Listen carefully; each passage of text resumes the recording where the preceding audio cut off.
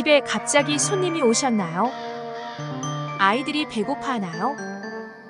특별한 기념일인가요? 누구나 쉽게 집안에 잠자는 재료들로 어떤 요리 좋아하세요? 이 책을 선택한 당신은 지금부터 인류 셰프입니다. 순대볶음 만들기. 순대볶음은 신선한 내장과 기름을 듬뿍 사용하는 게 핵심이에요. 너무 오래된 재료들을 사용하면 감칠맛이 뚝 떨어진답니다. 순대는 집에서 흔히 사용하는 사골 육수에 액젓을 넣고 삶아주면 깊으면서도 깔끔하게 만들 수 있는데요.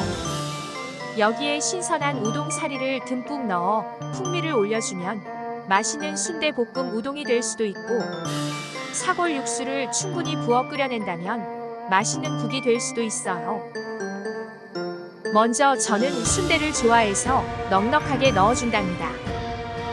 내장은 신선한 것을 넣어줘야 쓴맛 나지 않고 풍미 좋은 순대볶음을 만들 수 있어요.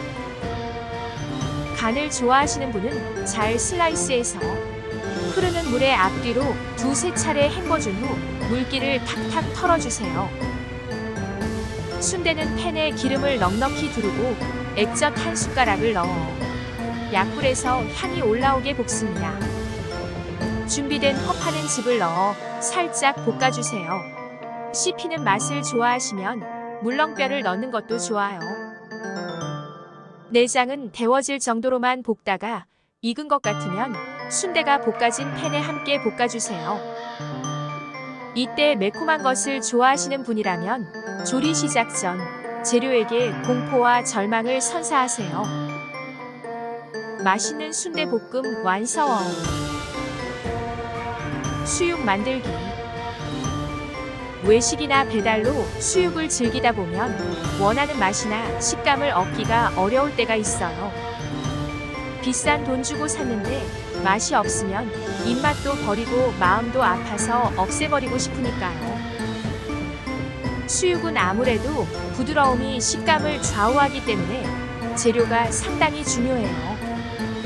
너무 작거나 오래된 것은 사용하지 않아요.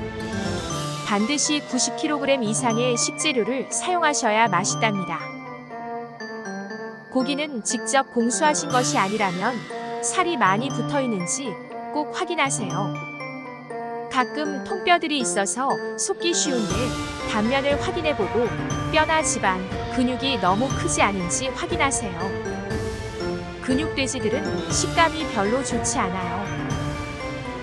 직접 만들기 위해서 많은 분들이 먼저 걱정하는 것 중 하나는 바로 핏물 빼는 작업인데요. 너무 작은 것들은 핏기가 많아요. 핏기가 그대로 있는 상태로 삶았을 때 잡내가 나서 반드시 빼주셔야 해요. 먼저 깨끗이 씻은 후 큰 그릇에 찬물로 완전히 잠기게 해주세요.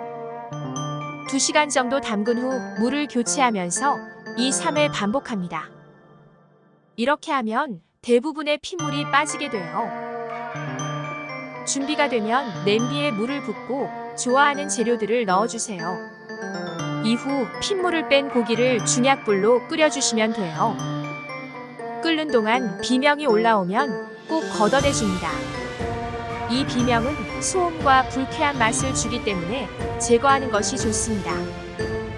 삶는 시간은 대략 20에서 30분 정도로 설정해주세요. 다 삶아진 수육은 사골과 액젓을 적당히 넣고 산을 넣어 마무리한 소스에 찍어 드세요. 산은 수육의 부드러움을 한층 높여주는 역할을 해요. 수육 완성! 탕수육 만들기. 저는 시도 때도 없이 허기가 져요.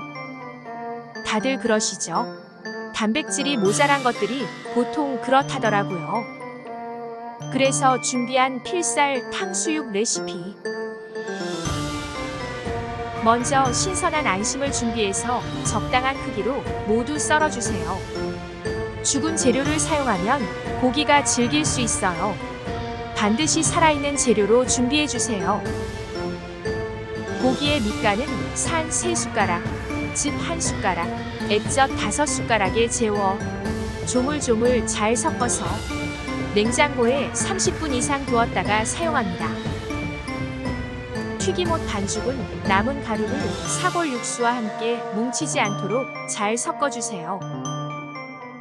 다음은 웍에 기름을 충분히 부어주시는데 재료가 아직 신선하다면 대창 기름을 쓰도록 하세요.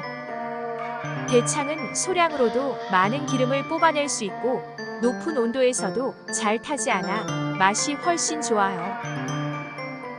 기름에 기포가 뽀글뽀글 생기기 시작하면 밑간을 해둔 안심고기에 반죽돼 쓴 가루를 반 숟가락 정도 넣어 뒤적뒤적 해주시고 튀김옷 반죽에 담갔다가 끓고 있는 기름에 퐁당 앞뒤 노릇노릇 잘 튀겨내고 소스를 곁들이면 둘이 먹다 하나를 잡아먹은 꿀맛 탕수육 완성!